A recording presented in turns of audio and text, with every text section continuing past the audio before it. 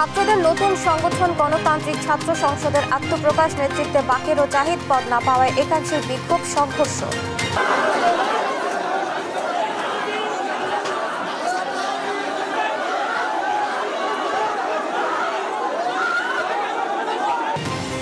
তথ্য সম্প্রচার মন্ত্রণালয়ের নতুন উপদেষ্টা মাহফুজ আলম প্রজ্ঞাপন জারি, ডাক ও টেলিযোগাযোগ থাকছে প্রধান উপদেষ্টার অধীনে।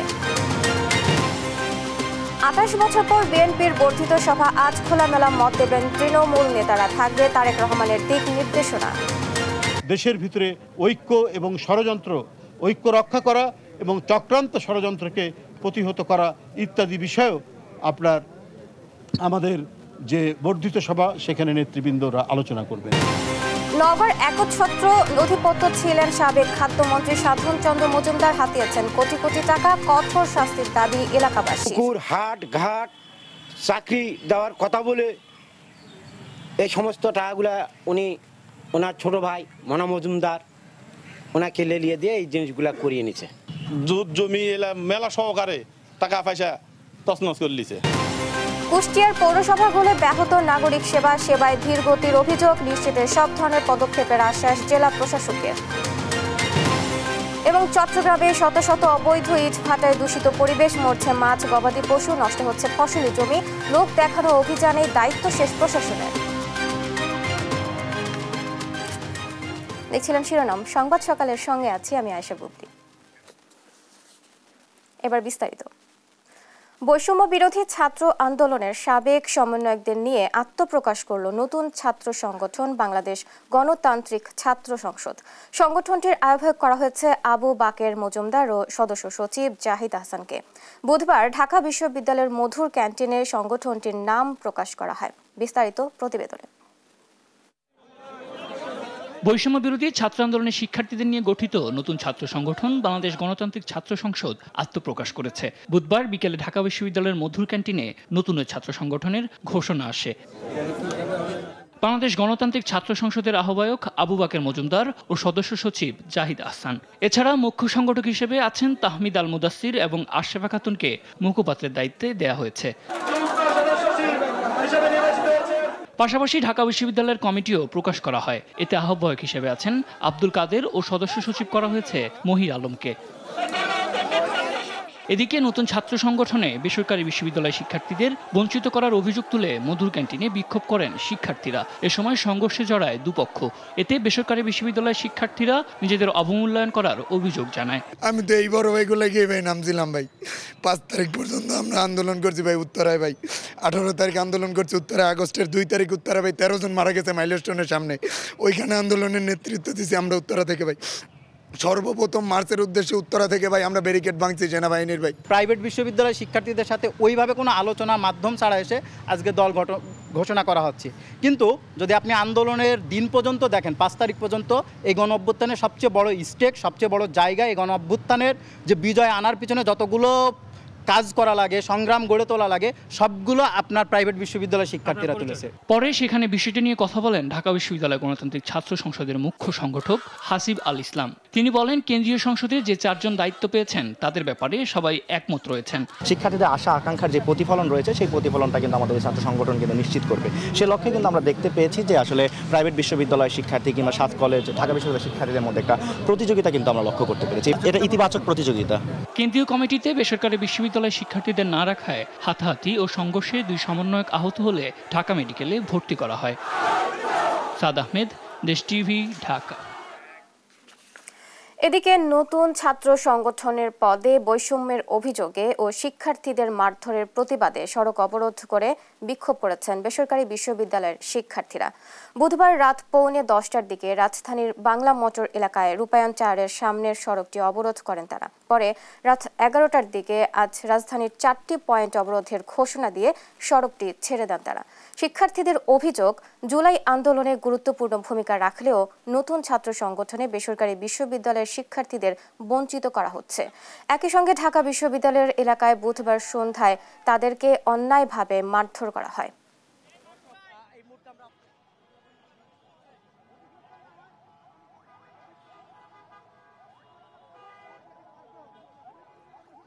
কেন আমরা একটা জায়গায় সীমাবদ্ধ হয়ে থাকবো? আমরা সকল যেহেতু জায়গায় চিন্তা করতেছি, একটা জায়গায় আমরা থাকবো। তো আমাদের কথা হচ্ছে যে এই সকল দাবি দাওয়া আমাদের না মানা হলে 28 তারিখে ব্লকেট কর্মসূচি থাকবে। অন্তর্বর্তী সরকারের তথ্য ও সম্প্রচার মন্ত্রণালয়ের নতুন উপদেষ্টা হলেন মোহাম্মদ মাহফুজ আলম। আজ বুধবার মন্ত্রিপরিষদ বিভাগের এক প্রজ্ঞাপনে এ তথ্য জানানো হয়। গতকাল মঙ্গলবার তথ্য ও সম্প্রচার মন্ত্রণালয় এবং ডাক, টেলিযোগাযোগ ও তথ্য প্রযুক্তি মন্ত্রণালয়ের উপদেষ্টা পদ থেকে পদত্যাগ করেন মোহাম্মদ নাহিদ ইসলাম। উপদেষ্টার পদ শূন্য হলে তাৎক্ষণিকভাবে সেসব মন্ত্রণালয়ের দায়িত্ব প্রধান উপদেষ্টার কাছে ন্যস্ত হয়। তিনি উপদেষ্টাদের দপ্তর বণ্টন করেন। আজ মন্ত্রিপরিষদের প্রজ্ঞাপনে বলা হয়েছে, অন্তর্বর্তী সরকারের প্রধান উপদেষ্টা বিভিন্ন মন্ত্রণালয় ও বিভাগের দায়িত্ব পুনর্বণ্টন করেছেন। তাতে উপদেষ্টা মাহফুজ আলম তথ্য ও সম্প্রচার মন্ত্রণালয়ের দায়িত্ব পেয়েছেন। নাহিদ ইসলামের ছেড়ে যাওয়া তারেক মন্ত্রণালয়, টেলিযোগাযোগ ও তথ্য প্রযুক্তি মন্ত্রণালয়ের দায়িত্ব প্রধান উপদেষ্টার হাতে রয়েছে।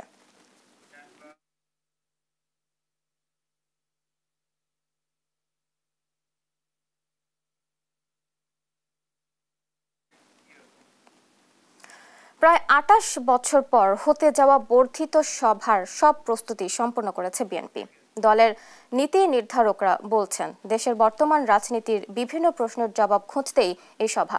দলটির সিনিয়র যুগ্ম মহাসচিব রুহুল কবির রিজভীর মতে, ষড়যন্ত্র মোকাবেলা ও ঐক্য অটুট রাখতে বিশেষ তাৎপর্যপূর্ণ হবে এবারের বর্ধিত সভা। সাইফুল রিপনের প্রতিবেদন। প্রায় 28 বছর পর জাতীয় সংসদ ভবন সংলগ্ন মাঠে অনুষ্ঠিত হতে যাচ্ছে দেশের অন্যতম বড় রাজনৈতিক দল বিএনপির বর্ধিত সভা, যেখানে অংশ নিচ্ছেন দলের শীর্ষ থেকে শুরু করে তৃণমূলের 4000 নেতা। দেশের বর্তমান রাজনৈতিক প্রেক্ষাপটে নানা প্রশ্নের উত্তর খোঁজার পাশাপাশি গণতন্ত্র প্রতিষ্ঠার লক্ষ্যে দ্রুততম সময়ে নির্বাচনের দাবি আদায়ে করণীয় গুরুত্বপূর্ণ সিদ্ধান্ত আসতে পারে এবারের বর্ধিত সভা থেকে। আগামী দিনে আমাদের কর্মকাণ্ড কি হবে, নির্বাচন কিভাবে আমরা পরিচালনা করব, সব বিষয়ে রাজনীতির সকল প্রশ্নেরই উত্তর খোঁজার জন্য আমরা এই বর্ধিত সভার জন্য আয়োজন করেছি। আমরা ইতিমধ্যে 31 দফা সংস্কার কর্মসূচি দিয়েছি। বন্ধু রাজনৈতিক সংগঠনগুলোর সঙ্গে আলাপ আলোচনার ভিত্তিতে সেটাকে বাস্তবায়ন করার জন্য একটা নির্বাচনের জন্য বাংলাদেশের মানুষ মুখিয়ে আছে। সেই নির্বাচনটা কত তাড়াতাড়ি অনুষ্ঠিত করা সম্ভব, সরকারের সঙ্গে সেই বোঝাপড়াটার বিষয়েই মূলত আলোচনাটা হবে বলে আমি মনে করি। বর্ধিত সভার আগের দিন সভাস্থলের প্রস্তুতি পরিদর্শন করে সংবাদ মাধ্যমে কথা বলেন বিএনপি নেতারা। তৃণমূল হচ্ছে আমাদের দলের মূল শক্তি, তো তারা আসবেন, তারা তাদের বক্তব্য দেবেন এবং তাদের বক্তব্যের উপর ভিত্তি করেই আমাদের আগামী দিনের পথ চলা আমরা নির্ধারণ করব। আমরা কিভাবে আগাবো, আমরা কি কর্মসূচি নিব। দলের সিনিয়র যুগ্ম মহাসচিব রুহুল কবির রিজভী জানিয়েছেন, আগামী দিনের চলার পথ নির্দিষ্ট করতে বর্ধিত সভায় তৃণমূলের সুপারিশকে গুরুত্বের সাথে নেবে বিএনপি। আধিপত্যবাদী শক্তির তাদের বিভিন্ন ষড়যন্ত্রকে প্রতিহত করা, পাশাপাশি দেশের ভিতরে ঐক্য এবং ঐক্য রক্ষা করা এবং চক্রান্ত ষড়যন্ত্রকে প্রতিহত করা ইত্যাদি বিষয়েও আমাদের যে বর্ধিত সভা সেখানে নেতৃবৃন্দরা আলোচনা করবেন। তৃণমূলের নেতাদের যে কোনো প্রশ্নের উত্তর দেবেন বর্ধিত সভার সভাপতি ও দলের ভারপ্রাপ্ত চেয়ারম্যান তারেক রহমান। দলের সাংগঠনিক পুনর্গঠনে হতে পারে বিভিন্ন স্তরের নেতৃত্বে রদবদল। সাইফুল রিপন, দেশ টিভি, ঢাকা।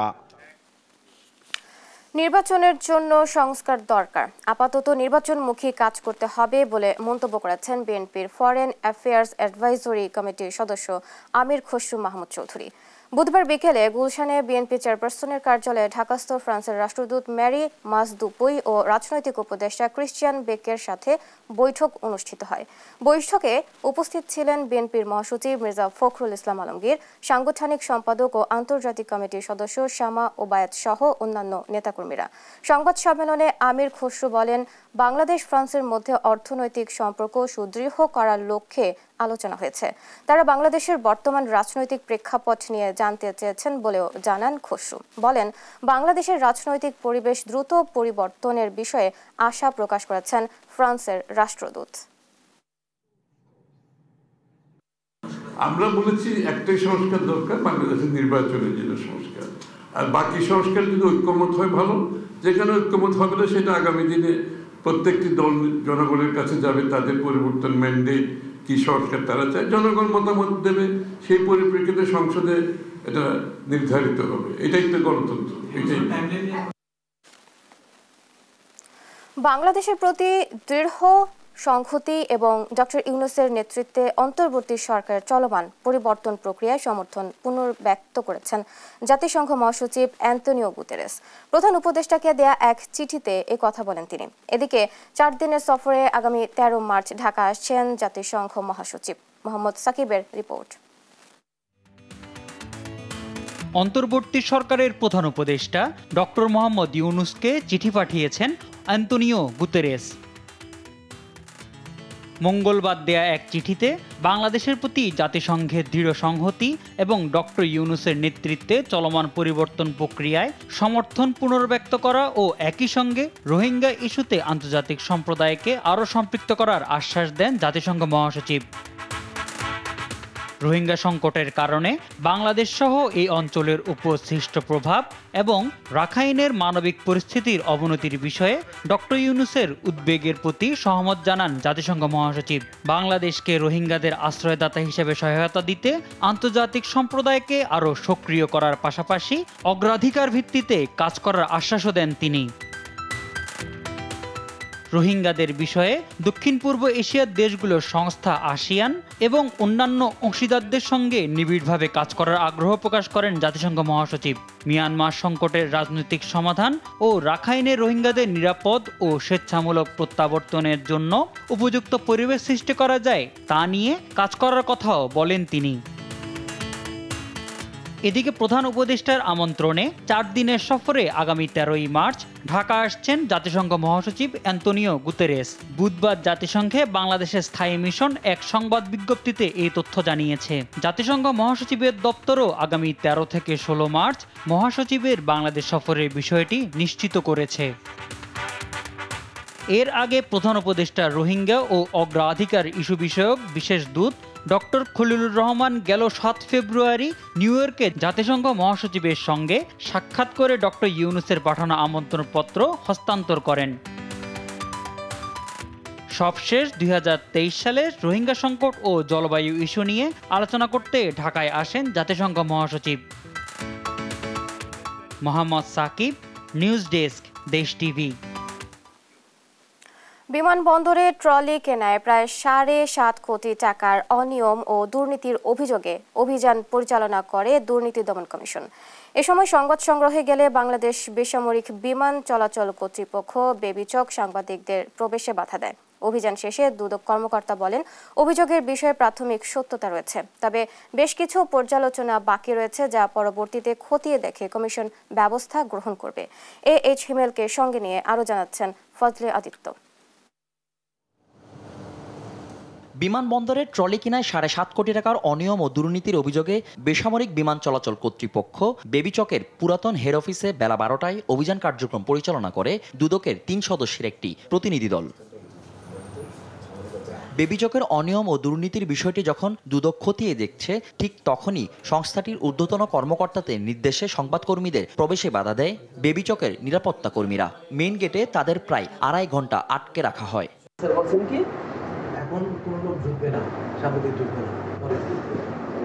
পরবর্তীতে বেবিচকের নির্বাহী কর্মকর্তার সাথে কথা বলার চেষ্টা করলেও নামাজের কথা বলে দরজা বন্ধ করে রাখেন তিনি। দুদক টিমের সহায়তায় দীর্ঘ 1 ঘন্টার চেষ্টার পরও দেখা মেলেনি নির্বাহী অফিসারের।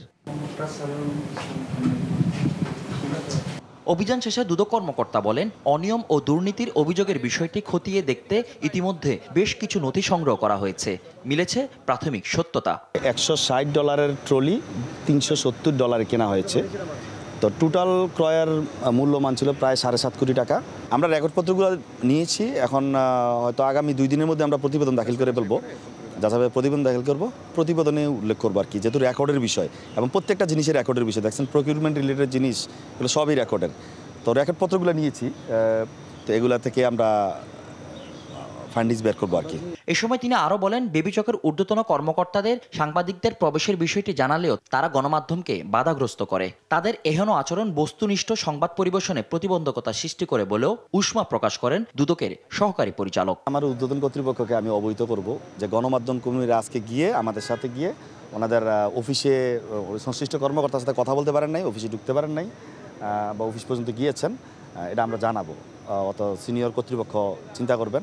এইসব বিষয়গুলো নিয়ে দ্রুত সময়ের মধ্যে কমিশনে প্রতিবেদন জমা দেওয়া হবে এবং পরবর্তী সিদ্ধান্ত গ্রহণ করা হবে। ফজলে আদিত্য, দেশ টিভি, ঢাকা। নওগাঁর নিয়ামতপুর, পোরশা ও সাপারহার সহ গোটা জেলায় ছিল সাবেক খাদ্যমন্ত্রী সাধন চন্দ্র মজুমদারের একচ্ছত্র আধিপত্য। এলাকাবাসীর অভিযোগ, ক্ষমতার অপব্যবহার করে তিনি হাতিয়েছেন কোটি কোটি টাকা। সরকারি জলাশয় দখল, টেন্ডার বাণিজ্য, শিক্ষা প্রতিষ্ঠান সহ বিভিন্ন প্রতিষ্ঠানে নিয়োগ ও বদলি বাণিজ্যে তাকে সহায়তা করত তার পরিবার। তার ও তার পরিবারের অপকর্মের কঠোর শাস্তির দাবি জানিয়েছেন এলাকাবাসী। সহকর্মী কাজী কামাল হোসেনের প্রতিবেদন, জানাচ্ছেন টুম্পা আফরোজ। 2008 সালে নওগাঁ 1 আসন থেকে প্রথম সংসদ সদস্য নির্বাচিত হন সাধনচন্দ্র মজুমদার। নির্বাচিত হন পরের 3 বারও। 2018 সালে খাদ্যমন্ত্রীর দায়িত্ব পান। 2024 সালে দ্বিতীয় দফাতেও তাকে দেয়া হয় খাদ্যমন্ত্রীর দায়িত্ব। এলাকাবাসীর অভিযোগ, এমপি হওয়ার পর এলাকায় রামরাজত্ব কায়েম করেন সাধনচন্দ্র। মন্ত্রী হওয়ার পর হয়ে ওঠেন পুরোপুরি স্বৈরাচার। সরকারি জলাশয় দখল, চালের বাজার নিয়ন্ত্রণ, টেন্ডার বাণিজ্য, শিক্ষা প্রতিষ্ঠান সহ বিভিন্ন প্রতিষ্ঠানে নিয়োগ ও বদলি বাণিজ্য করে হাতিয়ে নিয়েছেন কোটি কোটি টাকা। এছাড়া এলাকার যে কোনো উন্নয়নমূলক কাজে কমিশন দিতে হতো সাধনের সিন্ডিকেটকে। ফৌজদারি মামলা মোকদ্দমা করে দিয়ে থানা পুলিশকে দিয়ে হয়রানি করে সেখান থেকে সে টাকা ইনকাম করত। তার দায়বদ্ধতা নেই, জবাব দিতে নাই, এটাই ছিল তার একমাত্র শক্তি এবং সেই শক্তির বলিয়ান হয়ে এলাকায় ত্রাসের রাজত্ব কায়েম করেছে। আমার ছেলের চাকরির ব্যাপারে, প্রাইমারি চাকরির ব্যাপারে মন্ত্রী সাহেবের ওখানে গেছিলাম, তিনি 20 লাখ টাকা নিয়ে অন্যজনকে চাকরি দেয়। মন্ত্রণালয়ে পারিবারিক প্রভাব বলয় তৈরি করেন সাধনচন্দ্র। খাদ্যমন্ত্রীর সহকারী হিসেবে ভাতিজা রাজেশ বসতেন মন্ত্রণালয়ে। সব অপকর্মের সমন্বয় করতেন মন্ত্রীর একান্ত সচিব সাধনচন্দ্রের বড় জামাতা আবু নাসের বেগ ও মন্ত্রীর এপিএস এর দায়িত্বে থাকা ছোট মেয়ে তৃণা মজুমদার। অভিযোগ আছে, ক্ষমতার অপব্যবহার করে শত শত কোটি টাকা হাতিয়ে নিয়েছেন সাবেক খাদ্যমন্ত্রী। এখন তার বিচার চাইছেন এলাকাবাসী। পুকুর, হাট, ঘাট, চাকরি দেওয়ার কথা বলে এই সমস্ত টাকাগুলা ওনার ছোট ভাই মনা মজুমদার ওনাকে লেলিয়ে দিয়ে এই জিনিসগুলা করিয়ে নিচ্ছে। এই বদি চেয়ারম্যান দিয়ে মনে করতো মোনা, এই মন্ত্রী ভাই এলা চন্দননগর মনে কর মেলা জুট জমি এলা মেলা সহকারে টাকা পয়সা তছনছ করে লিছে। আমাদের বুধুরিয়ার মজার 7টা পুকুর, কমপক্ষে 10 থেকে 12টা পুকুর আছে, সব ওখানকার ছেলেবেলের ওরা তারা খায়। বিচারটা আপনারা করেন, আমি বিচার চাই। এরই মধ্যে সাধনচন্দ্র মজুমদারের অবৈধ সম্পদের সন্ধানে নেমেছে দুদক। নিউজ ডেস্ক, দেশ টিভি। কুষ্টিয়ায় ভেঙে পড়েছে পৌরসভাগুলোর নাগরিক সেবা। মেয়র, কাউন্সিলর না থাকায় প্রতিনিয়তই ভোগান্তিতে পড়েছেন বাসিন্দারা। সেবা পেতে ঘুরতে হচ্ছে দিনের পর দিন। ধীরগতিতে নাগরিক সেবার কাজ চলছে বলে অভিযোগ পৌরবাসীর। তবে কাজের গতি বাড়ানো সহ নাগরিক সেবা নিশ্চিতে সব ধরনের পদক্ষেপ নেওয়া হচ্ছে বলে জানান জেলা প্রশাসক। ইরফান রানার ক্যামেরায় কুষ্টিয়া থেকে নাহিদ হাসান তিতাসের রিপোর্ট। ছাত্র জনতার আন্দোলনে আওয়ামী লীগ সরকার পতনের পর অপসারণ করা হয় দেশের সব পৌরসভার মেয়র ও কাউন্সিলরদের। স্থবিরতা নেমে আসে পৌরবাসীদের বিভিন্ন সেবামূলক কাজে। সংকট নিরসনে পৌরসভার বিভিন্ন পদে অতিরিক্ত দায়িত্ব দেওয়া হয় সরকারি কর্মকর্তাদের। এরপর থেকেই কুষ্টিয়ার 5টি পৌরসভায় নেমে আসে নাগরিক সেবাতে ধীরগতি। শুরু হয় ভোগান্তি। দীর্ঘ সময় অপেক্ষার পরেও মিলছে না কাঙ্ক্ষিত সেবা। ঘুরতে হচ্ছে দিনের পর দিন। নানান রকম সেবার জন্য আসি, এগুলো হলে মারাত্মকভাবে ব্যাহত হচ্ছে। কারণ আসলে বলে যে এখানে কমিশনার নাই, অমুক ওয়ার্ডের কমিশনার নাই, চেয়ারম্যান নাই। নিবন্ধন আজ 15-20 দিন বা 1 মাস হয়ে যাচ্ছে, এর কোনো দায়িত্ববান লোকই নাই। আবেদন করার পরে এই ঘর থেকে ও ঘর, ও ঘর থেকে ও ঘর, এইভাবে ঘর থেকে ঘর প্রতিদিনই যেতে যেতে আমাকে এই পর্যন্ত 1.5 মাস অতিবাহিত হতে গেছে। পৌর সেবাই এমন ভোগান্তি লাঘবে সরকারকে দ্রুত সময়ের মধ্যে কার্যকরী পদক্ষেপ নেওয়ার দাবি সুবিধাবঞ্চিত নাগরিকদের। যদি স্থানীয় জনপ্রতিনিধি থাকতো তাহলে এই ভোগান্তিতে তো আমরা পড়তাম না। আমরা এই ভোগান্তি থেকে মুক্তি পেতে হলে পারে আমাদের নির্বাচনমুখী হওয়া উচিত। আমাদের জাতীয় নির্বাচন, এই পৌরসভা নির্বাচনগুলো, সব নির্বাচনগুলো দ্রুত সম্পন্ন করা উচিত। তবে জেলা প্রশাসক বলছেন, পৌরসভায় কাজের গতি বাড়ানো সহ নাগরিক সেবা নিশ্চিতে সব ধরনের পদক্ষেপ নিচ্ছেন তারা। আমরা রেগুলার আমাদের যারা পৌর প্রশাসক আছে তাদেরকে আমরা রেগুলার বলছি যেন ওনারা কোনো বিষয় বা কোনো কাজ যেন সময়ের অতিরিক্ত সময় না নেন, এটা যেন দীর্ঘসূত্রিতায় পরিণত না হয়, সেজন্য তাদেরকে নির্দেশনা দেওয়া হয় এবং সেই অনুযায়ী তারা কাজ করছে।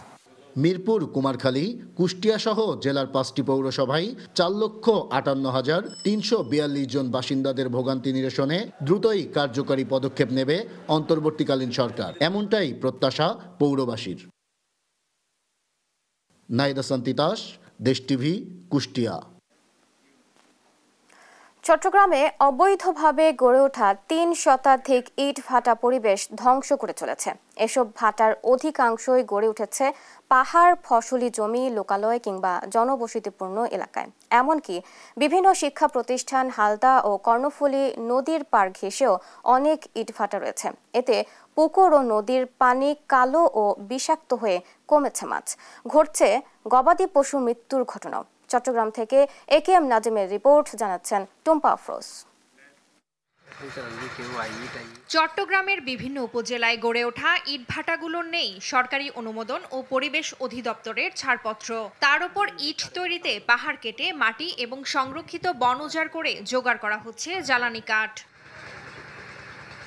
এসব ইটভাটার কারণে চট্টগ্রামের প্রতিটি উপজেলার প্রাকৃতিক পরিবেশ ধ্বংসের পথে। এরই মধ্যে রাঙ্গুনিয়া, রাউজান, হাটহাজারী, ফটিকছড়ি, বোয়ালখালী, সাতকানিয়া, পটিয়া, আনোয়ারা, বাঁশখালী, লোহাগড়া ও কর্ণফুলী উপজেলার বাতাসে মেলে তীব্র ঝাঁঝালো গন্ধ। এতে ব্যাপক ক্ষতির মুখে পড়েছেন স্থানীয়রা। আমরা যাতায়াত করতে পারতেছি না, বাড়িঘর নষ্ট হচ্ছে, ঘর বাড়ি তো দেখতেছো পুরো লালে গেছিল, অবস্থা খারাপ হয়ে যায়। অবৈধ ইটভাটা পরিচালনা করতে প্রত্যেক উপজেলায় গড়ে তোলা হয় ইটভাটা মালিক সমিতি নামে সংঘবদ্ধ সিন্ডিকেট। তারা স্থানীয় রাজনীতির সাথে জড়িত থাকায় বাধার মুখে পড়েছেন সংশ্লিষ্ট কর্মকর্তারা। স্থানীয়দের দাবি, পুলিশ, ইউএনও, কৃষি কর্মকর্তা, পরিবেশ অধিদপ্তর, বন বিভাগ ও জেলা প্রশাসকদের ম্যানেজ করেই চলছে এসব অবৈধ ইটভাটা।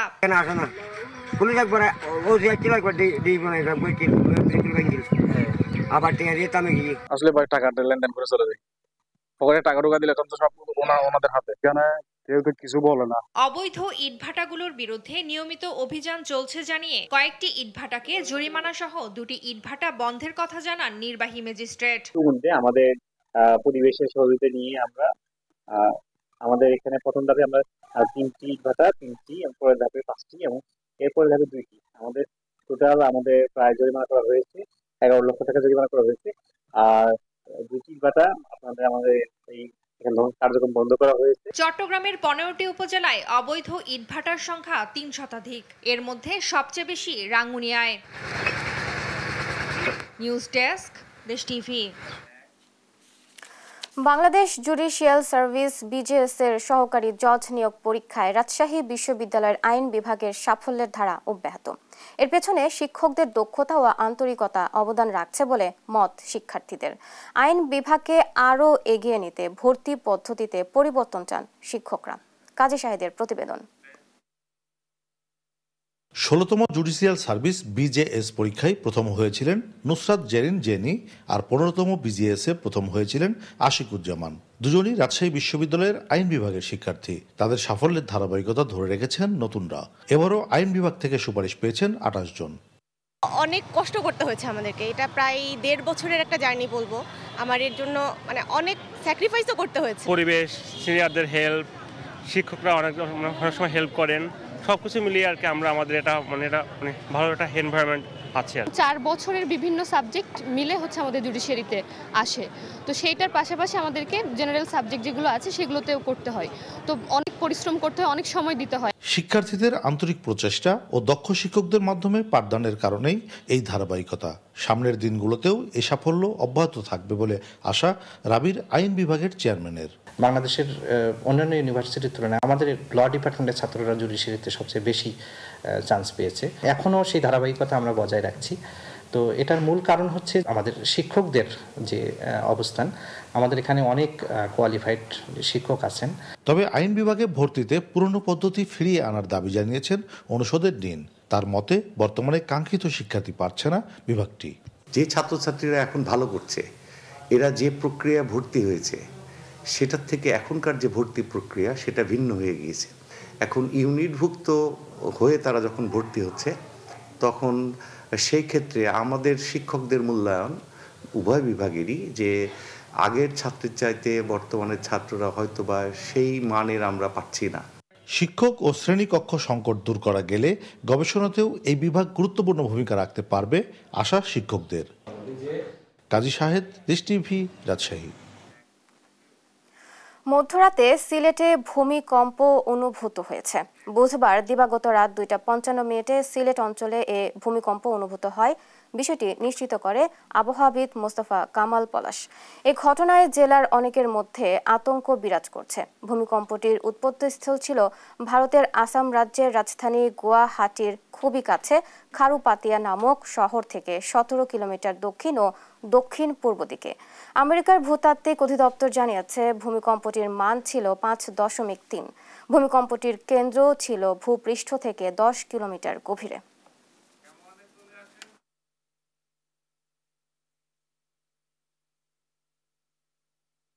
নগরবাসীর নিরাপত্তা নিশ্চিতে রাজধানীতে টহল ও চেকপোস্ট বাড়িয়েছে যৌথ বাহিনী। অপরাধ দমনে নগরীর গুরুত্বপূর্ণ এলাকায় রাতভর টহল ও তল্লাশি চালানো হয়।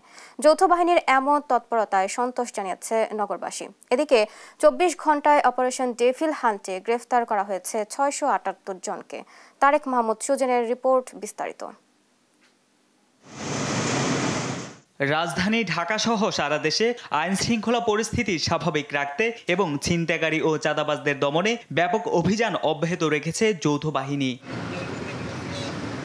এরই ধারাবাহিকতায় বুধবার রাতভর রাজধানীর গুরুত্বপূর্ণ এলাকায় চলে সেনাবাহিনী, পুলিশ, র্যাব সহ অন্যান্য আইন শৃঙ্খলা বাহিনীর সমন্বয়ে গঠিত যৌথ বাহিনীর অভিযান। এ সময় চেকপোস্ট বসিয়ে গাড়ি থামিয়ে তল্লাশির পাশাপাশি সন্দেহজনক ব্যক্তিদের জিজ্ঞাসাবাদও করা হয়।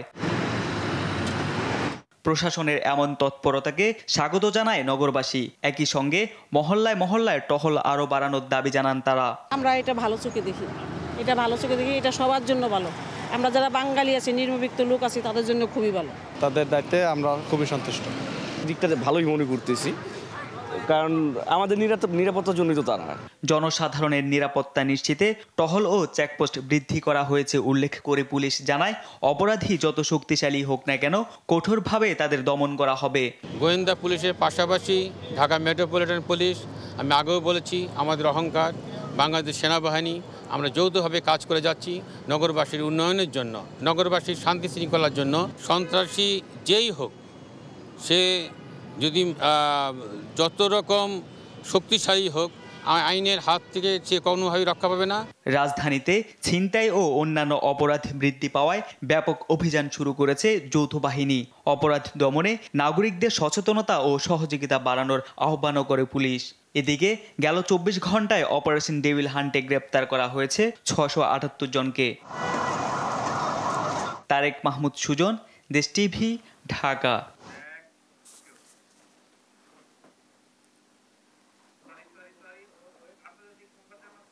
এবার আন্তর্জাতিক। এশিয়ার দেশগুলোতে বাড়ছে অবৈধ কিডনি প্রতিস্থাপন। বিবিসি জানায়, সাধারণের দারিদ্রতার সুযোগে মিয়ানমারে গড়ে উঠেছে বেশ কিছু দালাল চক্র।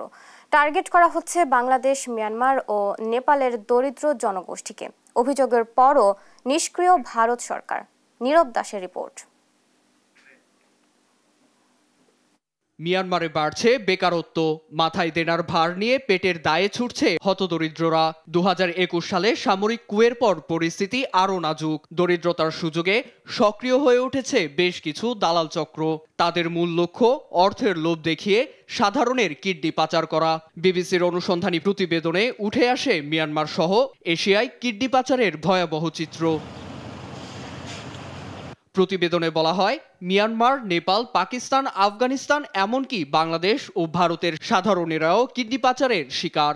দালালের খপ্পরে দরিদ্রতা মুক্তির অভয় পান তারা, রাজি হন কিডনি বিক্রি করতে। এমনই তিক্ত অভিজ্ঞতা জানান 8 ভুক্তভোগী। বিবিসির সাক্ষাৎকারে পাচারের খুঁটিনাটি তুলে ধরেন মিয়ানমারের এক দালাল। জানান, ভুক্তভোগী রাজি হলে সংশ্লিষ্ট মদতদাতাদের যোগসাজশে তৈরি করেন ভুয়া নথি। গ্রহীতার আত্মীয় সাজিয়ে দূতাবাস সহ জোগাড় করেন চিকিৎসকের ছাড়পত্র। তবে কিডনি বিক্রি করেও হাতে আসে না চুক্তির পুরো অর্থ। ফলে এক কিডনি নিয়ে ভোগান্তির শেষ নেই ভুক্তভোগীর। এশিয়া সহ বিশ্বের সব দেশে কিডনি বিক্রি অবৈধ হলেও ভারতে বেড়েছে এই অপরাধ। জড়িত আছেন চিকিৎসকরাও। ভারতের ইন্দ্রপ্রস্থ অ্যাপোলো হাসপাতালের চিকিৎসক বিজয়া রাজকুমারীর বিরুদ্ধে অভিযোগে প্রমাণও মিলে। সাময়িক বরখাস্ত হলেও আইনের ধরাছোঁয়ার বাইরে তিনি। তবে গেল বছর এ চক্রের সঙ্গে জড়িত এক ভারতীয় চিকিৎসক সহ 7 জনকে গ্রেপ্তার করে ভারতীয় আইনশৃঙ্খলা বাহিনী। এদিকে পাচার ও অবৈধ প্রতিস্থাপন নিয়ে জানতে চাইলে বিবিসিকে সহযোগিতা করেনি ভারতের স্বাস্থ্য মন্ত্রণালয় ও জাতীয় অঙ্গ ও টিস্যু প্রতিস্থাপন সংগঠন। এমনকি মুখবন্ধ মিয়ানমার সামরিক সরকারেরও। বিশ্ব স্বাস্থ্য সংস্থা WHO এর প্রতিবেদন অনুযায়ী বিশ্বে প্রতি বছর গড়ে 1.5 লাখ অঙ্গ প্রত্যঙ্গ প্রতিস্থাপন হয়। এর মধ্যে বৈধ যোগান মাত্র 10%। বাকি সবই আসছে কালো বাজার বা অবৈধ পথে। নীরব দাস, নিউজ ডেস্ক, দেশ টিভি।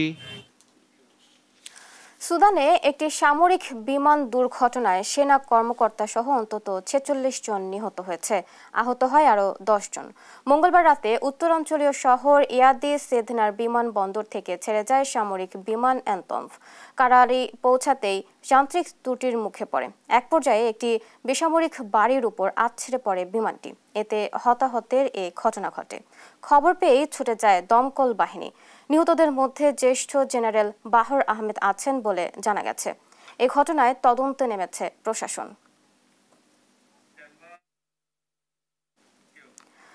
রমজান মাসকে সামনে রেখে ইন্দোনেশিয়ার নিত্যপণ্যের দাম বেড়েছে 40%।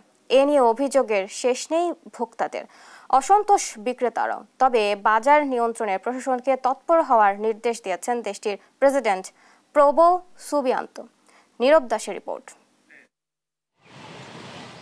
দরজায় কড়া নাড়ছে পবিত্র মাহে রমজান। ধর্মীয় মাসকে সামনে রেখে ইন্দোনেশিয়ায় মাথা চাড়া দিচ্ছে উচ্চ দ্রব্যমূল্য।